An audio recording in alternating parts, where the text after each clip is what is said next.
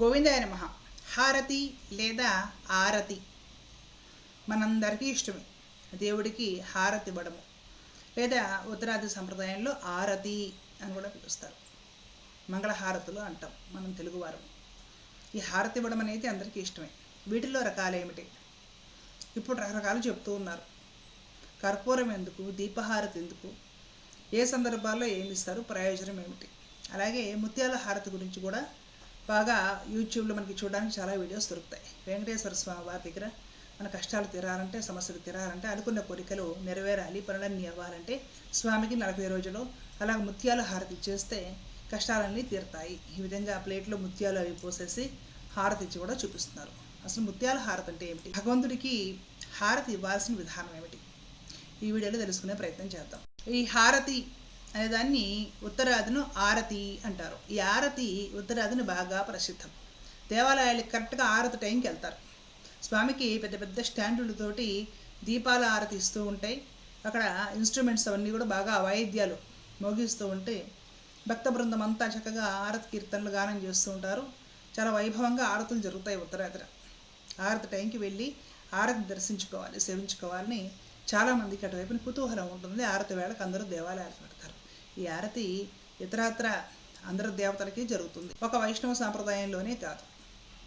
అలాగే మన వైపున చూసుకుంటే ఆలయంలో ఆరతి ఇవ్వడం అనేది చాలా ఆలయాల్లో అదేమీ పెద్ద ప్రాముఖ్యంగా భావించరు. ఏదో చిన్న దీపం పెట్టి తిప్పేస్తుంటారు చిన్న చిన్న గుళ్ళల్లో, గ్రామాల్లో ఉండే గుళ్ళల్లో. కొన్ని పెద్ద పెద్ద ఆలయాల్లో విశేషంగా ఆరతి ఇస్తారు.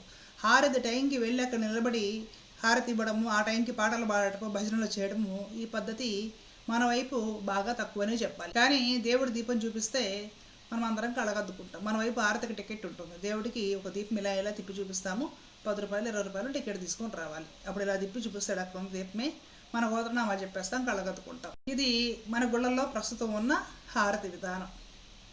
అలాగే ఇళ్లలో మనము పూజ అయిపోయిన తర్వాత కర్పూరంతో హారతిస్తాము, దాన్ని నీరాజనం అంటాం. అలాగే ఇళ్లలో కూడా వత్తులు వేస్తే 5 వత్తులు, 1 వత్తు, 3 వత్తులు వేసేసి కూడా వత్తులతో కూడా ఆరతిస్తారు.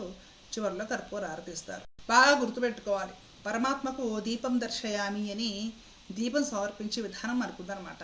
చాలామంది ఇళ్లలో దీపారాధన చేస్తారు కదా, అదే దర్శయామి. ఆ దీపాన్ని చూపించి భగవంతుడికి అర్పించడం. ఇదే ఇంకా తీరిన వాళ్ళు ఏం చేస్తారంటే ఈ దీపాన్ని స్వామికి అలా అలా అలా తిప్పుతారు. తిప్పడం అంటే నీకు నేను దీపం చూపిస్తున్నానయ్యా అని అక్కడ భావం అనమాట. మనకి వత్తుల ఆరతి అదే. ఇంకా సోపుకున్న వాళ్ళు ఈ దీపం కాకుండా ఇంకొక దీపాన్ని 5 వత్తులో 3 వత్తులో వేసేసి దాన్ని తిప్పుతూ దీపం దర్శయామి సమయంలో పాటో భజనో ఏదో ఒకటి పాడతారు. ఇదంతా ఏమిటి అంటే దీపం దర్శయామి కిందకే వస్తుంది. భగవంతుడికి సమర్పించిన దీపం ఏదైతే ఉంటుందో ఆ దీపానికి మనం నమస్కారం చేసుకుంటాం. కాబట్టి ఈ వత్తులు వేసి మనం తిప్పే హారతులు, స్టాండులు పట్టుకొని తిప్పే హారతులు, లేదంటే ఇంట్లో ఒక చిన్న దీపారాధన ప్రమిదలో వెలిగించినా కూడా అది దేవుడికి అలా చూపించి అక్కడ పెట్టడము, ఇవన్నీ కూడా దీపం దర్శయామి కిందకే వస్తాయి. టైం ఉన్నవాళ్ళు అలా చూపించి దండం పెట్టుకుంటారు. ఇంకా అసలు టైం ఉన్నవాళ్ళు ఏదో ఒక పాట పాడుకుంటారు, కాసేపు తిప్పి ఆ స్వామిని దీపాల వెలుగులో చూసుకుంటూ పాటలో పద్యాలు పాడుకుంటూ ఉంటారు, భజనలు చేసుకుంటూ ఉంటారు. ఇదంతా దీపం దర్శయామి. ఈ దీపం దర్శయామినే ఉత్తరాది ప్రాంతంలో ఆరతి అంటారు. ఆ తర్వాత కర్పూరంతో ఇచ్చేది దృష్టి కోసం కర్పూర నీరాజనం అంటారు. సహజంగా మనం పూజంతా అయిపోయినాక కర్పూర నీరాజనం సమర్పయామి అనేటప్పుడు కర్పూరంతో ఆరతి ఇచ్చేటప్పుడు మంగళహారతి పాడతాం. మంగళం కోసలేంద్రాయ మహనీయ గుణాత్మనే చక్రవర్తి తనూజాయ సార్వభౌమాయ మంగళం శ్రేయకాంతాయ కళ్యాణ నిధేర్ధినాం శ్రీ వెంకట నివాసాయ శ్రీనివాసాయ మంగళం.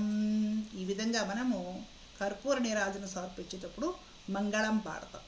ఈ మంగళంలో ఉద్దేశం ఏమిటి? భగవంతుడికి మంగళమవుగాక, భగవంతుడు చల్లగా ఉండాలి, భగవంతుడు ఎవరి దృష్టి పడకుండా ఆనందంగా ఉండాలి. భగవంతుడు ఆనందంగా ఉంటే లోకాలన్నీ ఆనందంగా ఉంటాయి. భగవంతుడు ఆనందంగా ఉంటే మనం ఆనందంగా ఉంటాము.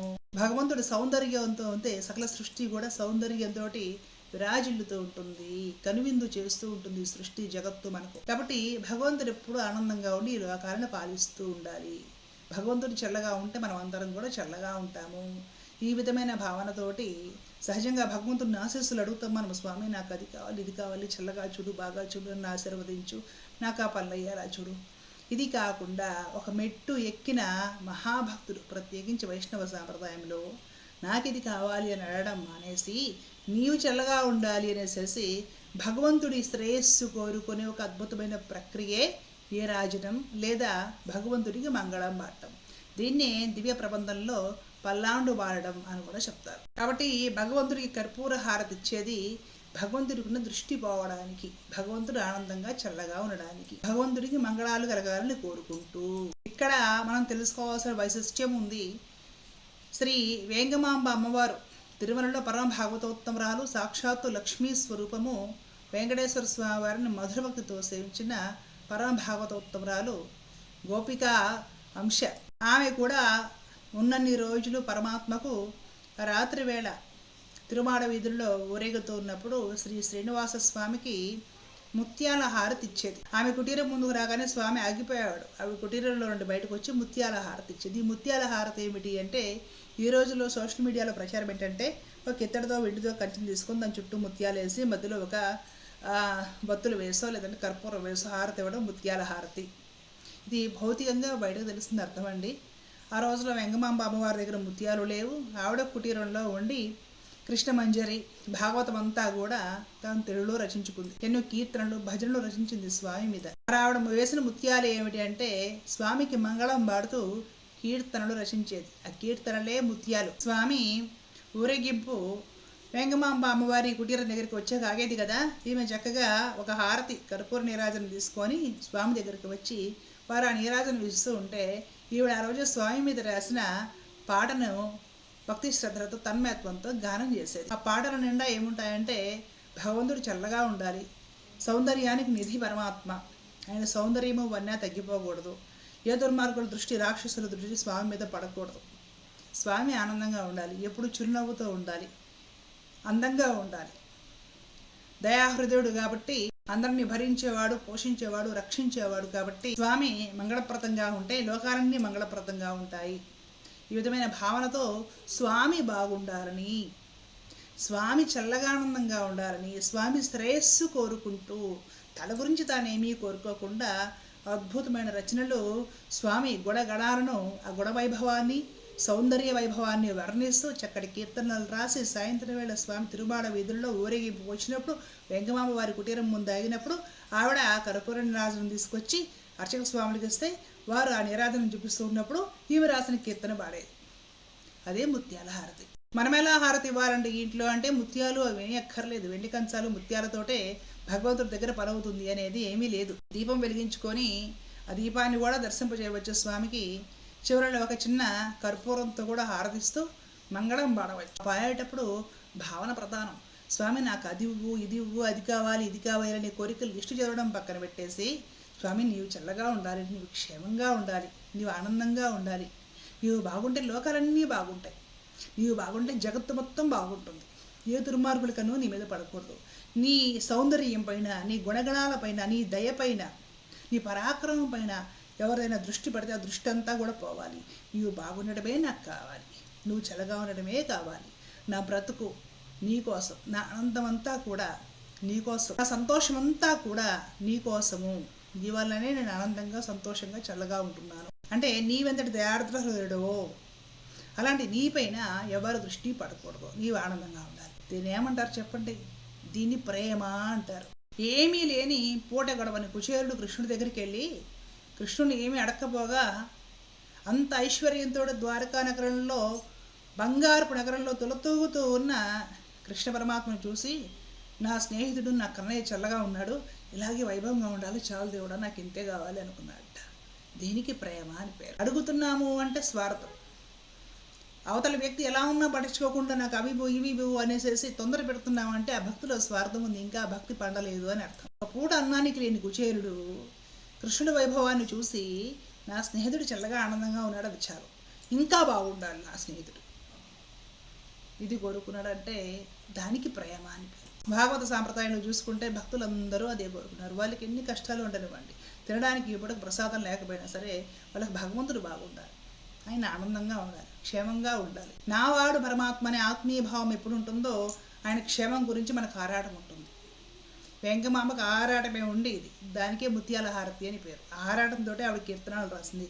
అవే ఊరేగింపులో పాడేది హారతి ఇచ్చేటప్పుడు. మనం కూడా పూజ అంతా అయిపోయిన తర్వాత స్వామి బాగుండాలని, చల్లగా ఉండాలని కోరుకుంటూ స్వామి కర్పూర నీరాజనం ఇచ్చేసి అక్కడ పెట్టి, స్వామి నువ్వు చల్లగా ఉండాలి, నాకేమీ అవసరం లేదు ఇంకా అని మనం ప్రార్థించామంటే అదే ముత్యాల హారతి, ఇంకేం లేదు.